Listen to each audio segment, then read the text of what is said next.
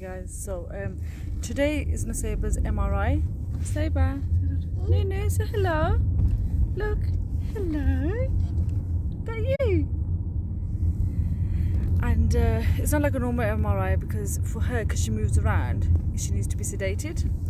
And so then it might take an hour for the sedation, and then it might take another hour for her to come round. And it has got its risks, so a bit nervous today. What I've done is I've put her in her pyjamas, so nothing fancy, so that there's no metal stuff or anything like that for the scan.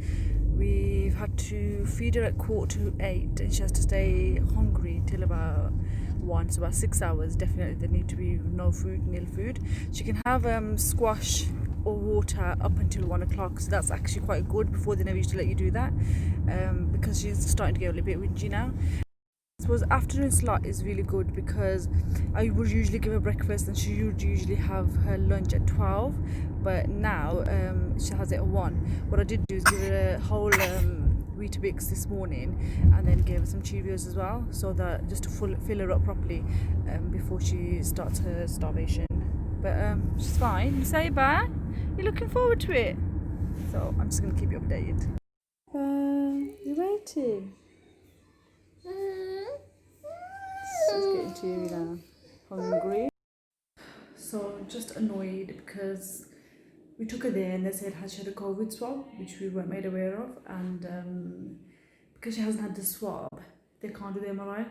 So I've starved her for 5-6 hours, and she's all groggy.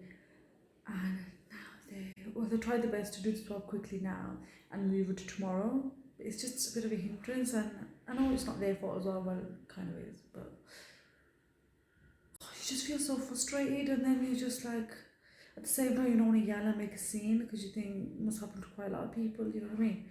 But yeah, just a bit annoyed. So tomorrow I'll have to start again.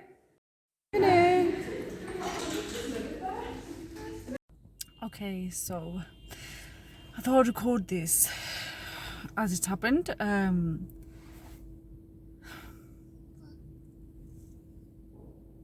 okay. It's not even that bad.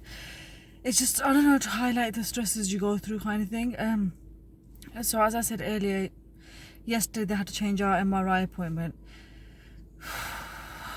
So I took a swab of her yesterday, which to be fair they should have done 2 days before. Anyway, so I've got out the house, and just like you normally organise the MRI, I woke her up at 6, and I knew that what I'll do is and I need to be there for 1:15. So I thought I'll put her to sleep at 11, which I did, and then I woke her up at 1:45 or 1:45, frantically having the car warmed up for her, knowing that she's been starved. So I know for a fact that when she wakes up, she doesn't want anything for the first hour anyway. Got towards Moore Street, and driving towards Moore Street, they've blocked Moore Street off, and they're just letting taxis and stuff through. So I've gone round there, and everything's just I'm going round in circles, and my sat nav's old. So anyway, cut a long story short, as I've entered into the building, I'm just like proper running through, and yeah, I'm running through it, I think. I had to stop there because I got a call from the lady in the hospital, and as I ran around and I'm frantically running down the corridor, and suddenly I get a phone call, and the phone call says that Amira, stop what you're doing. And I was on my way to the hospital, and they're like, Nusaybah's tested positive for COVID. And in my head I just thought, oh God. And she said, I go, what about the appointment? And she's like, no, but you're gonna have to go home, the appointment won't go ahead. And then I've come back to the car park all teary, and before, when you saw me, I was really, really teary. I'll tell you why I'm smiling a bit now. And then I'm walking up this car park, which is quite close to Birmingham Children's Hospital.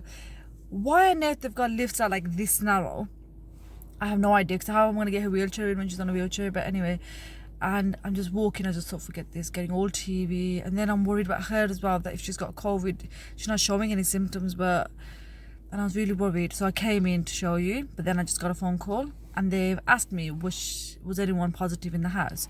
And I said, to be fair, October the 5th, which has been 2.5 months, today is December the 21st, And I said all of us were positive and hers was inconclusive. So we assumed that she was positive as well because the whole house is positive.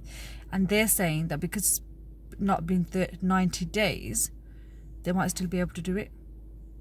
So now I'm sitting in my car, waiting, a bit happier because at least they can still do it. It's a roller coaster. Yeah. Okay, so after all that toing and froing, they've decided they're not going to do it. Sorry, Baba. So annoying, but I think what they said was, even though we were positive in the last, I think 5-6 weeks, 5-6 weeks ago, because her test came back inconclusive, and we were like, I'm not going to let her go through that again when all of us are positive, then definitely she's positive anyway. We left it. Anyway, Allah has all these plans. Yeah, so they have to treat it as a new case of COVID. So not only has she not got MRI anymore, she hasn't had no sleep, we've had 2 weird days, we are now going to be isolating with no symptoms. So that's what happens.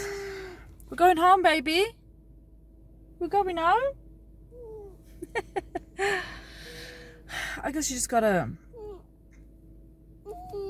yeah, it is what it is. But anyway, let's see when the MRI actually comes. See you then.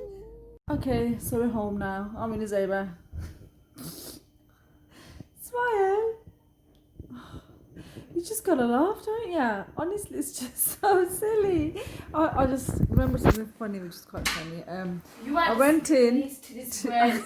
You ruined everything. So, what happened? Put it here because I'm telling my family. As I got into the corridor and I'm running around frantically into the corridor, and I'm walking out, and then the phone rings, and in my head I'm thinking it's the MRI people because I'm already getting late. And I went, hi, don't worry, I'm in the corridor. She goes, in the corridor where? I said, I'm in the corridor in the hospital, yeah?